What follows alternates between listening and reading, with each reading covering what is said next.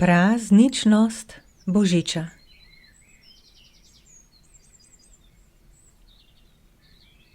Ob misli, kako malo vpliva imam na način življenja, ki ga živim, se na obraz zariše neopazen nasmeh, kot bi hotel zabrisati žalost, ki jo ta misel zgane v duši.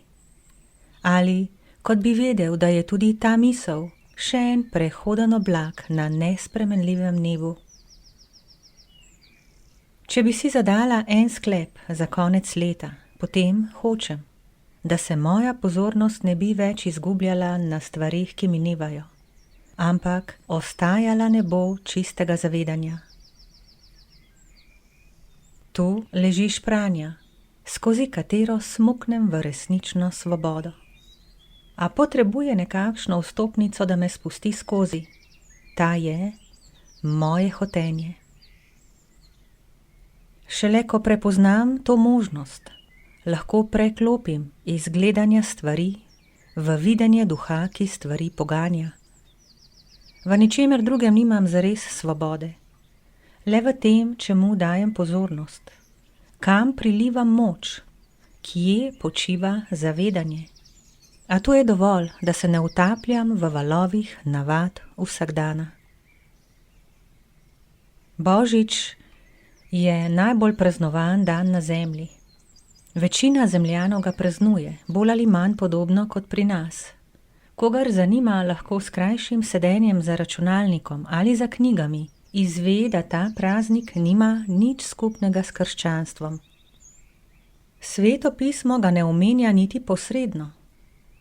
Čeprav je najti poglede, ki Božič podpirajo kot rojstvo Jezusa, luči, ki se je utelesila v temine zemlje, in druge, ki ga ne, je pri vseh zaslediti neizvirnost povedanega in ponavljajo, kar so našli v pisani besedi, ki velja za vir informacij. Ni to, kdo ima prav, ampak kdo je pozornost osvobodil naučenega in vidi. Če se umaknemo od vsega tega, zaprem medije in knjige, popolnoma ugasnem tudi v sebi, ne za nekaj minut, za nekaj let in celo desetletij, ali kot bi pravkar prišla iz praha gozda in prvič stopila med ljudi. Če se morate vživeti v zavest takega in no tu pogledate praznovanje Božiča, česarkoli pravzaprav, bi videli nekaj, kar spominja na praznost ali ničnost od ljubezni podhranjenega duha. Iz te nepotešenosti se zapleta v navade in obrede telesa. In to počne, dokler izčrpan ne omaga. Hlini veselje ob nakupovanju potrošnega kiča, ki mesece prej napolnjuje trgovine. Mrzlično seka drevesa in nanje obeša bleščeče ornamente, da mu zaslepijo oko. Sedi na govorečih pojedinah in pije alkohol, da zastrupi vsako kal življenja v sebi. Obiskuje cerkve in mošeje, da bi si dal občutek duhovnega očiščevanja. In pristaja na to skoraj nevzdržno norijo, hrup in vzhičenost, da bi učinkovito zamoril nedolžnost svoje duše. Način slavljenja, ki ga uresničujemo sam po sebi, nima konotacije ne slabega, ne dobrega. Še vedno imam svobodo za uresničenje duhovne čistosti znotraj teh početij. Gotovo pa se večina početij konča ali vsaj izčisti, ko pozornost obrnem na duha, ki mi vlada med tem, ko to počnem. Od tu šele opazim, da sem kot barka brez jadra, ki jo valovi suvajo sem in tja, kakor nanese, in nimam druge možnosti, kot da med pljuski lovim s sapo, da ne utonem. Šele v čistosti notranje tihote, v kateri ni miselnih vajeti, ki bi pozornost vlekle iz življenjske sedanjosti v svojo namišljenost, se odpre duhovno oko in stvari zasijejo v svoji naravnosti. Tega premika ne more nihče narediti zame. Ne more mi tega niti povedati, ne da bi tvegal izbruh nečednosti, ki nočejo biti razkrite. A dovolj je kaplja iskrenosti do lastne duhovne nepremakljivosti, da me osvobodi potrebe po sojenju.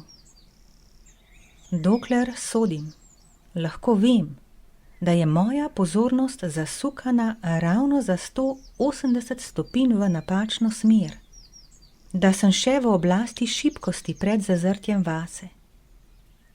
Takrat naj vem, da je vse, kar delam s stvarmi in ljudmi zunaj sebe, beg pred natanko tistim, kar moram narediti s seboj. V vsakem trenutku sem lahko tiho pri sebi. Ali pa mislim, kaj mi je delati in storiti zunaj sebe. Samo sama lahko premikam ta vratca in usmerjam tok moči v resnično ali zlagano.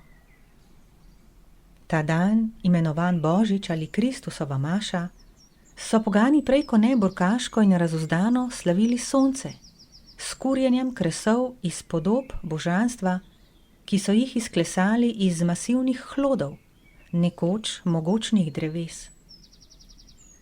Prav zaradi takega razmišljanja najvišjo ceno plačuje prav življenje.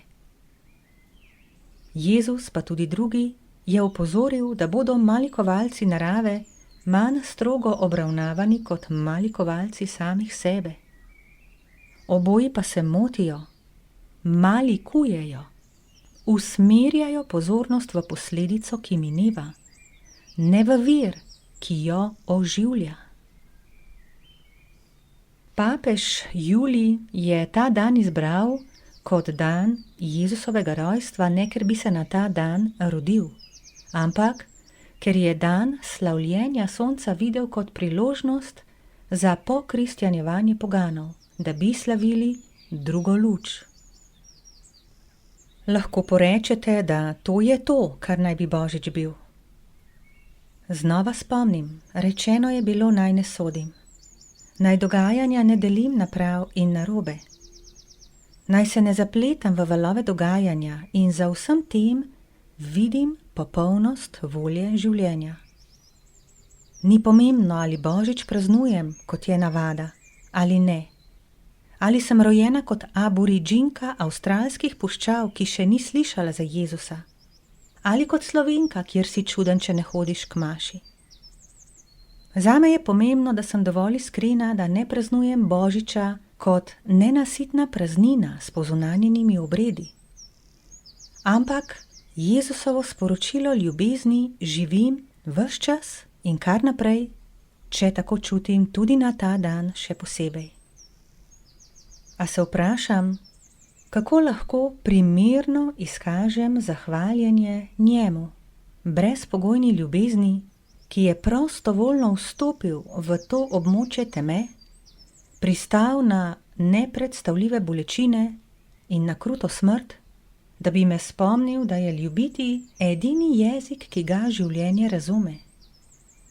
Kako se primerno zahvalim zanj in njegovo sporočilo, ki se je izničil v strahovih pred bolečino, pred ponižanjem, pred smrtjo, da mi pokaže moč ljubezni.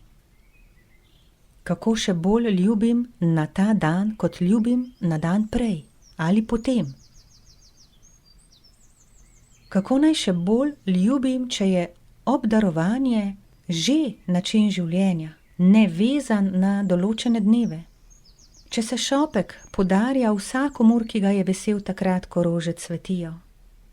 Če se to in ono, kar razveseljuje bližnje, pušča pri njih ne glede na koledarski dan. Če hočem voljnost, ki priskoči na pomoč, kadar je naprošena. Če zanemarim svoje tegobe in pomisleke, kadar kdo potrka na to srce. Če hočem odpustiti, da bi čisto bivala kot ljubezen. Če hočem izprositi moč odpuščanja, kadar sama ne morem odpustiti. Če hočem pristnost, ki ne sede za božično ali vsakdanjo mizo, dokler ne začuti, da so verige, ki oklepajo dušo, popustile. Kako naj še bolj ljubim, kot kadar že ljubim po najboljših močeh. Še bolj lahko ljubim le takrat, kadar ne dajem najboljšega od sebe, kadar se zadržujem v ljubezni prav zaradi zamer in strahov, pomislekov in sodb. Od tu imam gotovo neskončen manever za rast v ljubezni.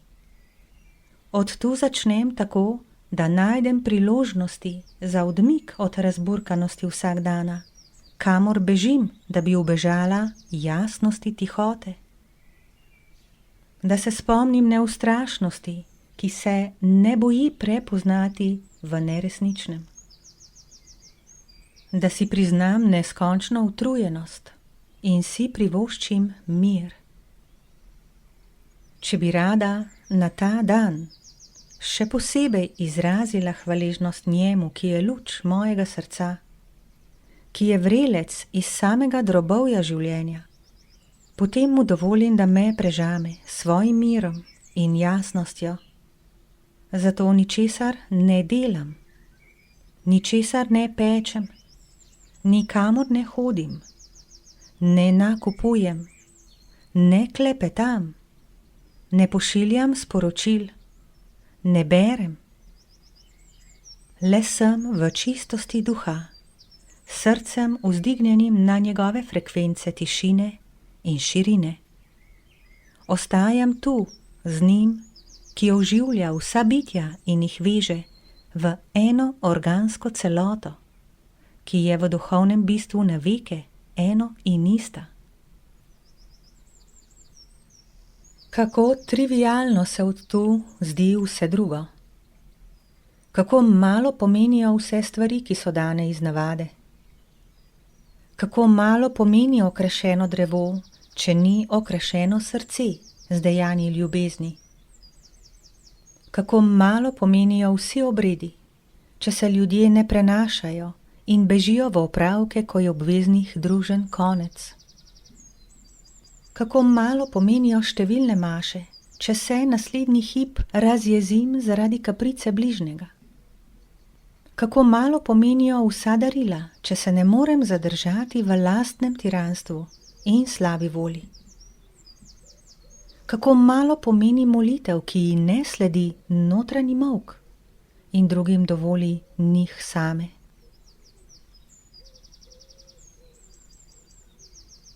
Videti je, da resničen Kristusov molilec ostaja osamljen v množici mislečih. Da mu ostane le še trobentanje po ulicah in tolčenje po bobnu, z oznanilom: ljudje, prenehajte že slaviti mamona, odpustite si, radi se imejte, ne prepirajte se zaradi stvari, ne bojte se zase. A tudi to ne bi pomagalo. Bil bi sojen, da žali dobre ljudi in izpadel čudak, ki ga ni vredno poslušati. Tako mu ostane le, da tiho svojo pesem poje in ljubi vse z enako ljubeznijo vsak dan v letu.